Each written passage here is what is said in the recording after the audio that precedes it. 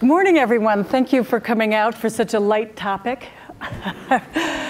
I'm Mary Jordan, and I am the national correspondent. Cover politics, run around the country, try to figure out what's happening here in America. And I want to welcome our distinguished guests today. Gérard Araud has been France's ambassador to the United States since 2014, an important figure here in Washington that everybody knows. Before that, he was France's permanent representative to the UN, Director General for Political Affairs and Security, and he was the ambassador to Israel. We also have Ambassador Ron Dermer of Israel. Before becoming ambassador in 2013, he was senior advisor to Prime Minister Benjamin Netanyahu, and as Israel's Minister of Economic Affairs to the United States. He's the co-author of the book, The Case for Democracy, The Power of Freedom to Overcome Tyranny and Terror. And we have Ambassador Sergio Silva do Amaral, who became ambassador in 2016. He was previously the country's Vice Minister for the Environment and held many other jobs, including industry and foreign trade, which is topical right now. Welcome. What a powerhouse. We're lucky to have you here today. Before we begin, I'd like to tell you here in the audience and those who are joining us online to send in your questions. They'll pop up here on my iPad, and I'll try to get to them. So let's just begin. We are going to talk about the state of democracy in each of the regions that you know so well. But we can't sit in the Washington Post and not talk about the news. Lots happening today over in Europe. President of the United States is over for a meeting at NATO, and he just called the NATO alliance, and he said our allies was delinquent, was the word he used. He said pretty strong, extraordinary statements. He said Germany is totally controlled by Russia.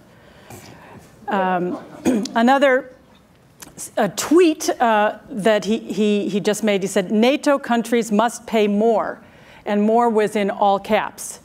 The United States must pay less in all caps, and then he said very unfair. The tone that beginning this pretty important summit is gotten off to an interesting start, so I just wanted to hear some reaction to it. Ambassador. You'll be surprised, but I'm a diplomat up to a point. So I think we need robust debates, in a democratic alliance. And I think the robust debate had started. No, more importantly, I think we have to wait for the summit itself. That's the foreplays, if I may say, of the summit. So very seriously, there is a legitimate debate about burden sharing. There is a legitimate debate about the future of this alliance that we have created in 1949 in very different circumstances. So let's wait for the debate, for the summit itself. Let's wait what really the President of the United States is going to say, but also to ask. It's a debate that we should have, and I think we will have it. Well, let's be a little more undiplomatic and just say what you really think here. No way. How does the style, does it matter then? I mean, does the opening tone matter? The foreplays matter always. I'm French, so really it's... No, again, in a sense, you have an unusual president, so it's leading to an unusual way of debating between allies. But let's go back to the substance. What are the substance of the proposals or the request of the president? And the other allies will respond. Will tell what they want or what they don't want to do. What do you think? Well, first of all, I'm glad to see another ambassador in the hot seat. That always gives me a great deal of pleasure. Yes, you're used to it. You're used to it. I think, as the ambassador said, the issue of burden sharing is a real issue for my country, Israel. We spend 6% of our GDP on our defense. So the United States is around 4%. Europe is somewhere between, most of the countries between 1 and 2, which is why there's this debate. Israel is 6% without U.S. assistance. Now, we also receive military assistance from the United States, which we are very grateful for, that helps us bear this enormous burden that we have on our economy, and that takes us over 8%. So I think it's a real issue. I guess how this is going to work out in Europe remains to be seen. It seems to me that many countries are starting actually to address this, various degrees, and at various speeds. But from the discussions I've had, most people think this is a real legitimate issue that the president is raising. And so I expect that he will achieve something in that summit. We'll see how much and how fast. Is there any effect of calling our allies, particularly Germany, who he seems to have a particularly contentious relationship, is there any effect of the words he's using, the tone? We'll have to see how it affects the policy. I mean, at the end of the day, I think, as the ambassador said, you're going to want to wait to see what comes out of the summit and what the policy are going to be. And I think it's hard to judge these things in the moment. You have to look a year, 2 years, 3 years, and see if Europe is on a trajectory of a greater share of their GDP being devoted to defense. And just to understand how dramatic 1 or 2% can be. There's a formula, I went to the Wharton School of Business, there's a formula they do of how long it takes your money to double. It's called 72 over N, where N's the interest rate. So if the interest rate is 10%, your money doubles in about 7 years. If it's 7%, it will double in 10 years. If there's a 3% gap between what the United States is spending at around 4%, and let's say a European country at 1%, every 24 years, it means that Europe has double the money to spend on other issues, on healthcare, on education, on the social welfare, social safety net, and everything else. So you're now, over 75 years since World War II, you're doubling and then doubling and then doubling in that time. So it's an 8-time difference. And I remember 25 years ago, Europe would, of course, a lot of times look at the United States and say, well, you don't offer your people health care and you don't offer your people enough of a social safety net. Well, one of the reasons why the U.S. has not had those monies to do it is because they've also spent an enormous amount of money defending the world, defending not just Europe, I should say. But do you think NATO Israel will exist in 24 years with, you know, President Trump and you both went to Wharton, you're both good with numbers, but I think people are very concerned about these historic alliances. We'll come back to that. I think, yes, it will exist. You do? Yes. You don't think that there's any danger of this whole thing blowing up as some worried about? I don't think so. I think that they have to focus on the mission defining the coalition rather than the coalition defining the mission. From Brazil's point of view, what do you make of what's going on? In NATO or in the region? In NATO. Let's start that, and then we're going to go back to the region. Yeah. But just now, there's a big focus in the world, and so if from, you know, a huge country, a hugely important country, what's the view from Brazil? We see that from a distant perspective, because we're not associated, we're not members of NATO, we don't face similar challenges as NATO does. So I am an observer, not a participant. And as an observer, the only comment I make is similar to the one that the French ambassador made. I think a discussion is needed as to the assumptions. Is NATO as needed as before? At the point when the US president goes along apparently quite well with Russia, does Russia represent the danger it was expected to represent some years ago? What do you think? In other words, what do you think about that? I don't know. That's a very distant subject for me. What do you think? Of course, no. You know, it's really, there is a real question about NATO. NATO was created against an existential threat to the free world, which was USSR. USSR has disappeared, has vanished. Russia is, of course, is raising some questions, but Russia is not USSR. Russia is not the unifying threat that USSR was. So there is a legitimate question about the transatlantic relationship, which was based largely on NATO. I do think that we have to create a positive agenda between the Europeans and the Americans beyond a military alliance. And we have a lot of issues where we could work together. Yeah. Are you worried at all, any of you, about the what many people in the United States are, that this president, President Trump, is too close to Putin? Now, just to follow up on what I was saying, if we discuss the assumptions and that we agree that the danger is not the same, why should countries have to reach 2% if we want to be more provocative? That they don't necessarily have to put in as much. I'm not part of this game, but as an outside observer, that's the question I raise.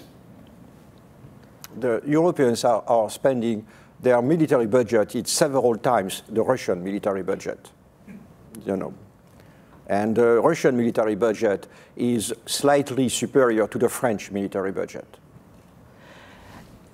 Just back to this question about Russia and the personal alliance between Putin and President Trump. Is that anything to be concerned about? A lot of people in the United States are. They feel that he's giving a cold shoulder to some of our allies while being very cozy to Putin. Does that raise any? I think it's a very good thing, actually, that the President of the United States has a working relationship with the President of Russia. Really, because especially in the Russian system, if you want to work with Russia, you have to work with the President of the United States, with the President of Russia. No, I think it's a very positive development.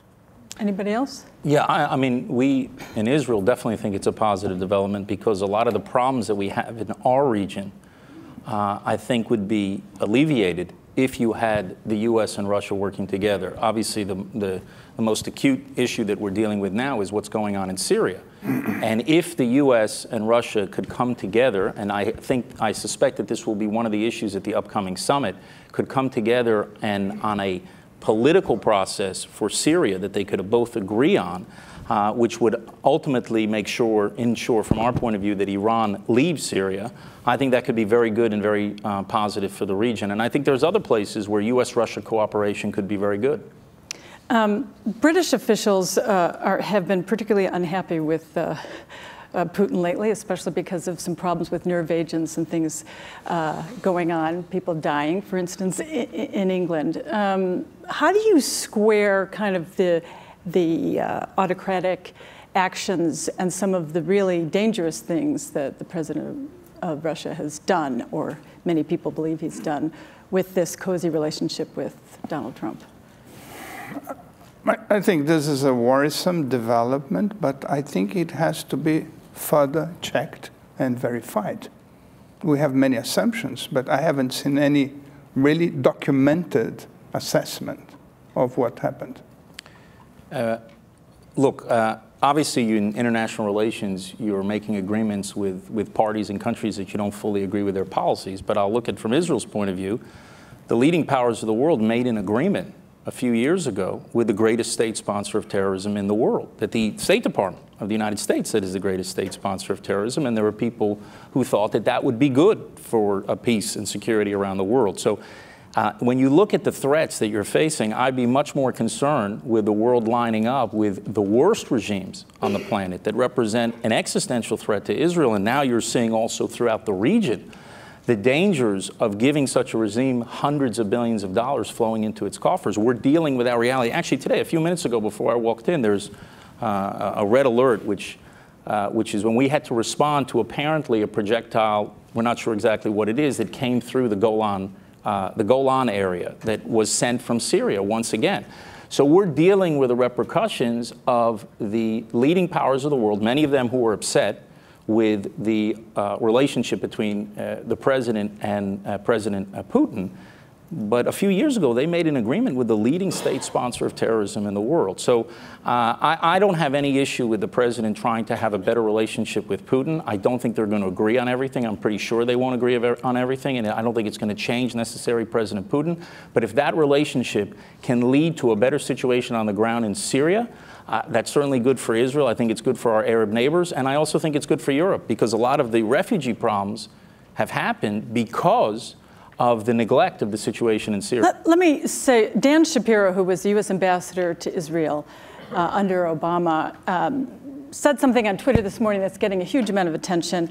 He said, "I don't think we are fully grappling with the possibility that we could be on the cusp of a completely new era, a fundamental reshaping of the international order. And I don't mean over the course of the Trump administration, I mean by next week." This is in response to what's going on right now in Brussels, in Belgium, and then on to NATO. What do you think of that? No, I think he's right, but unfortunately, really he's focusing only on the presidency of President Trump. He should have also focused on the presidency of President Obama. Actually, I'm used to shock a lot of my American friends by saying that the foreign policy of President Trump is not that different from the foreign policy of President Obama, which means, for instance, on Syria, but also on Ukraine, you have seen the Obama administration basically, really refusing really any active American policy. I think we are really now, what is happening is in this country there is a fatigue towards foreign intervention. I'm not speaking about Washington, D.C., the rest of the country, and I think President Obama and President Trump have felt it, really, and have decided in their own way that the United States should be anymore the gendarme of the world. And I think that's a fact. And I think that's a long trend that we, the non-Americans, we have to face. Not only in Europe, in Syria. I don't see any major crisis of this importance since 1945, where the United States have been so adamantly refusing to intervene. And whatever we think of it, I think that's a reality. And that's a major shift. Really, so especially European countries, but not only the European countries, I think we have to adapt to this new reality. The changing and reshaping of the world order, the topic today was about democracy. And so I'd like to start here with, in Brazil.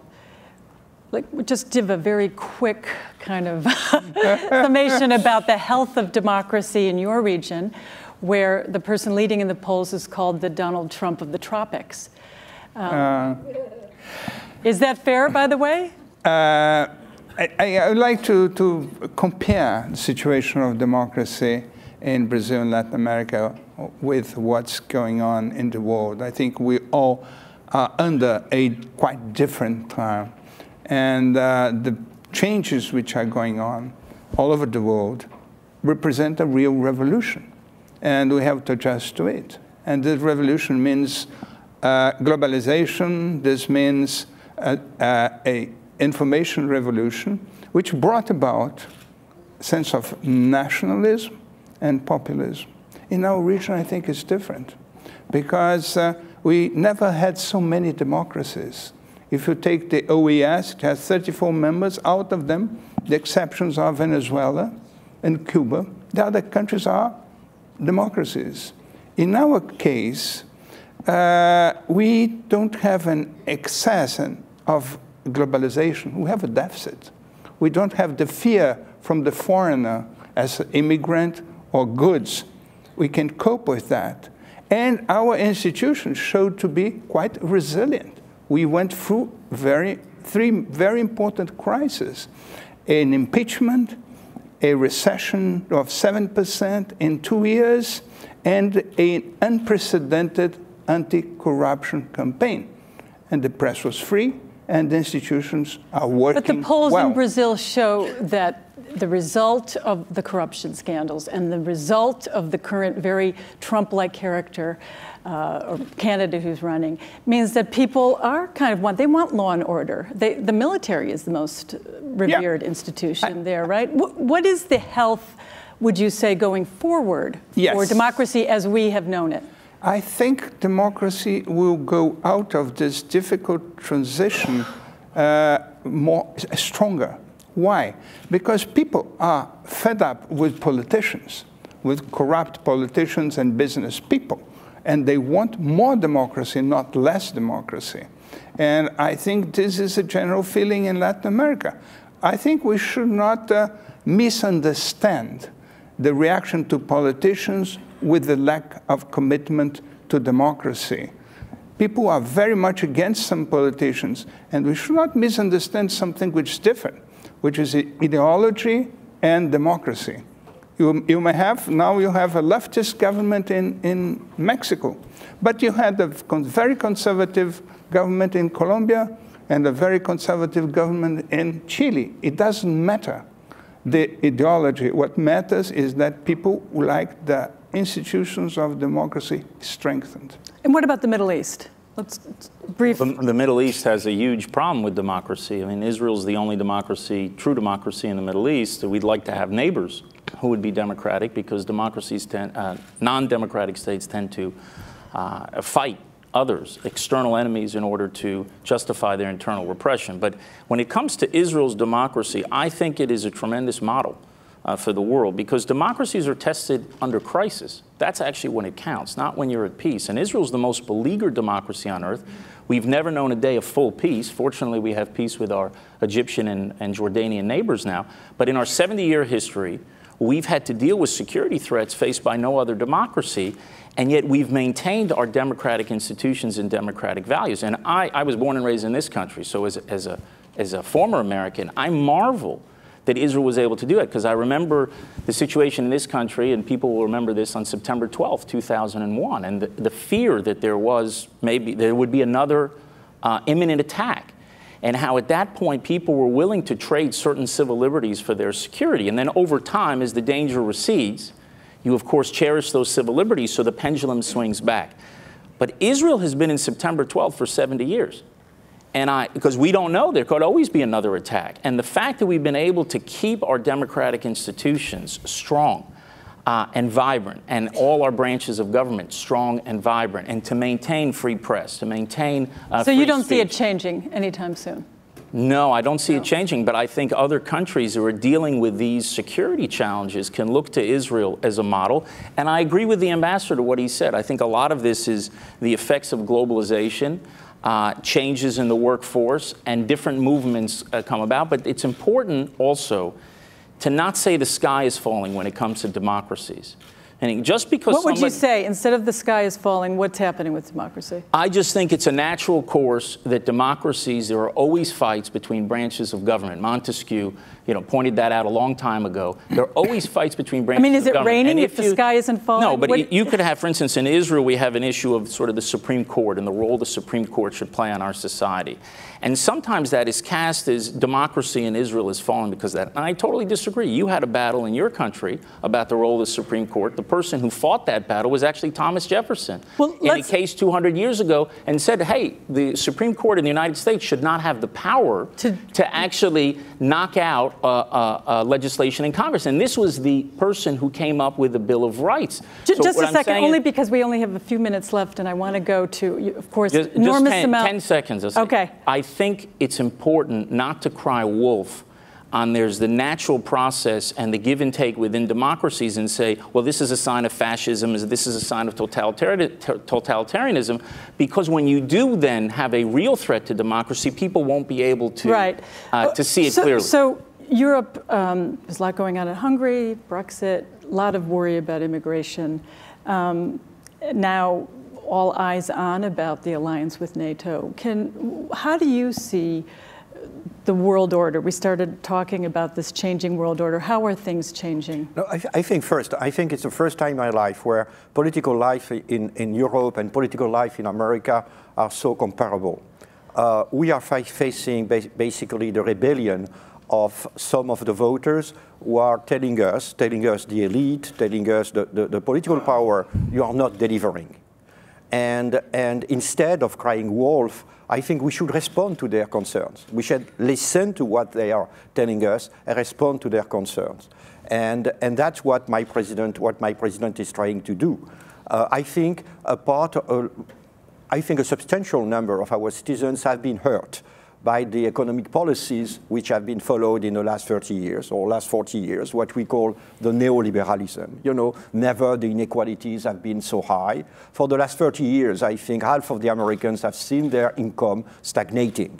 When people say, why a crisis? You give this figure and you understand it. Basically, you say there is a crisis of the middle class. And any democracy is based on the health, the well-being of the middle class. So we need to have policies addressing these concerns.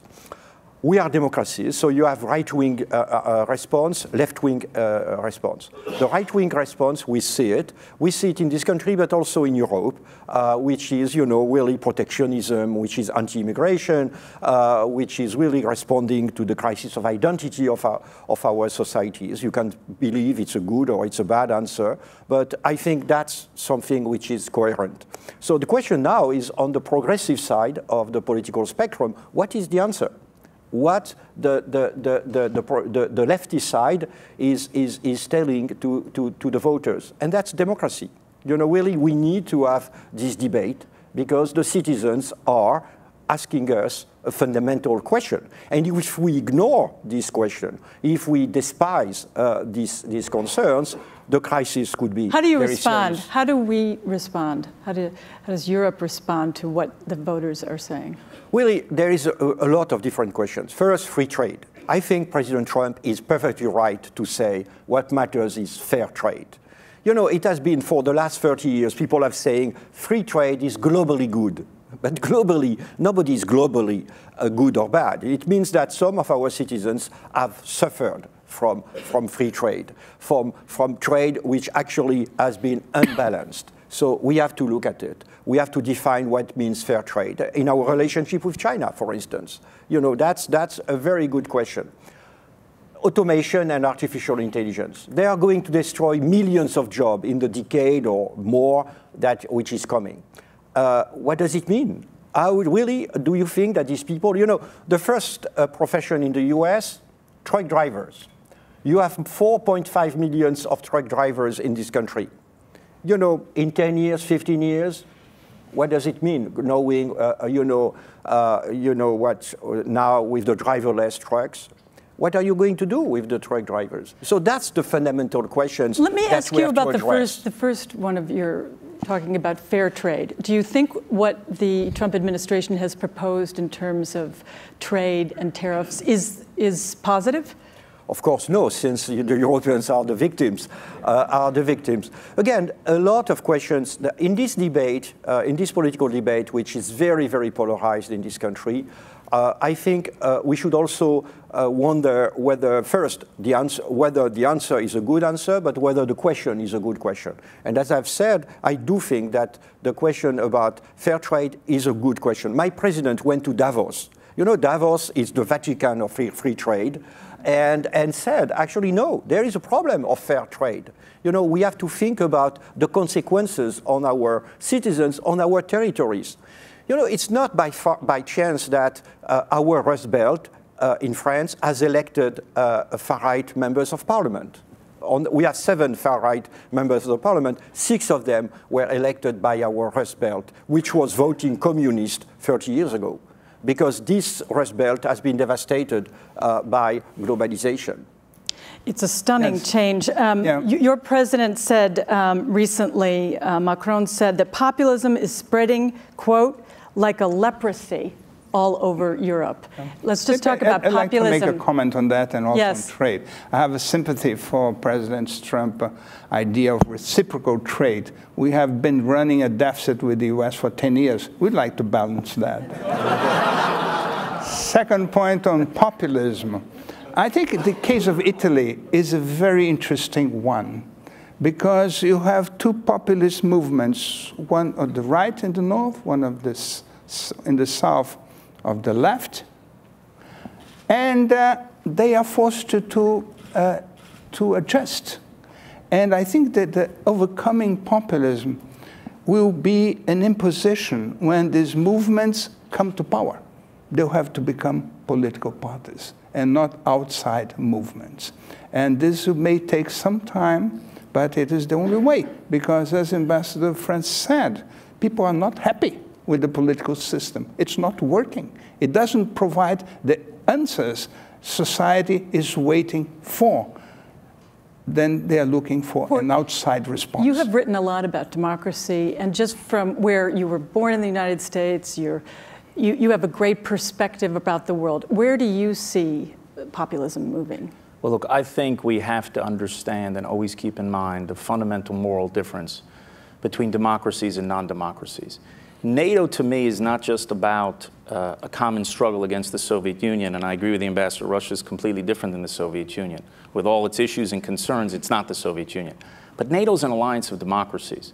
There's one country there that should be of some concern, which is Turkey. Is it going to remain a democracy, or is it moving in a different direction? It is moving in a different direction. That should be a concern. But we have to keep this moral difference. And populism and different ideologies and right and left, that's part of the democratic game. Are you worried about what's going on around the world with populism now? I think within democracies, I think it's a natural response to what happens and change within democracies. But and dying is a natural response. I just wonder if you're worried about it. I'm not overly worried about it, but I just think that the failure to distinguish between democratic societies and non-democratic societies, between free societies and fierce societies, this is an ongoing problem as people follow this. So when people attack this or that thing that will happen in a democracy and cast it as fascism, cast it as if it's some authoritarian regime, what it does is it blurs the line. Natan Sharansky, who I wrote the book with, he said, the worst day of human rights violations in a free society is better than the best day in a fierce society. And if you don't keep that distinction clear, and if you don't, then you won't understand why democracies need each other so much. The reason why I have faith in the alliance of NATO is because they're all democracies. And ultimately, I think that they will stand together. And sometimes we lose sight of what keeps us together and what separates us from non-democratic regimes that don't give their people any rights, the rights to vote or the right to have basic freedoms that we often take for granted. No, thank you. I'm just so concerned because we have to keep the program going. But as we wrap up here, and the big meeting in NATO is ahead of us, I just, in a word or two, could each of you talk about do you want NATO to stay strong and basically as it is? If you could just really quickly say about the importance of NATO and that you do or want to keep it. I think NATO has been very important in the past, and I don't know whether, taking into account the present circumstances of the world order, it could or should play the same role. You don't know whether it should or could? I think a discussion on the assumptions of NATO is what I think is a crucial issue. From that discussion, you may develop an indication of how much each country should invest in defense. But if you keep seeing NATO as what NATO was during the Cold War, I think we are misleading the discussion. Do we need NATO more or less as it is now? I think that NATO should be expanded to include all democracies. You know, there's not a body internationally that can unite all democracies and that they can act together to defend freedom and protect other democracies. The United Nations can't do it because it's an amalgam of democracy and dictatorship. A country like Japan, that's a strong democracy, a country like Israel, India. I think there is you have to take NATO and a little bit redefine its mission. I think expand it, redefine its mission, and democratic society should stand together against non-democratic society. And redefine its mission to be? To defend democracy and to defend freedom. And look, I said this whole issue of what percentage of the GDP. Look, Israel has been blessed by the fact that the United States has devoted these resources for the last 75 years to defending democracy around the world and protecting it. If it's not for the United States, all democracies around the world will suffer. I think Europeans understand that, and I know that countries and democracies in Asia understand that. Israel certainly understands that. No, of course, NATO has to survive. But to survive, I think there are two conditions. The first one is that Europeans should be able to handle their own affairs by themselves without calling the Americans as soon as there is a shotgun somewhere. So that's why France has really has pushed the European Union to be more active in defense issues. And the second one is to reinforce, to have a real, as I have said in the beginning, to have a real strong transatlantic relationship. We have to expand them beyond really the military side of an alliance and to work on a lot of, as I've said, a positive agenda. We need to define a positive agenda, and we have a lot of issues on which we can work together. And the last and crucial question, the World Cup. Congratulations to France. Big, big game today. Would you rather go up against Croatia or England? Oh, England, of course. You know, for 3 centuries we have been fighting, so. Do you think you have a better chance of beating them? Of course, you know, really, who doubted? Thank you so much. You're welcome. Really appreciate this. Thank you. And now I want to turn over to my colleague Karen Attia, who's going to have the next discussion. And thank you all for here and those listening online. We'll go over here. Thank you. We'll go. Okay, let's go over here.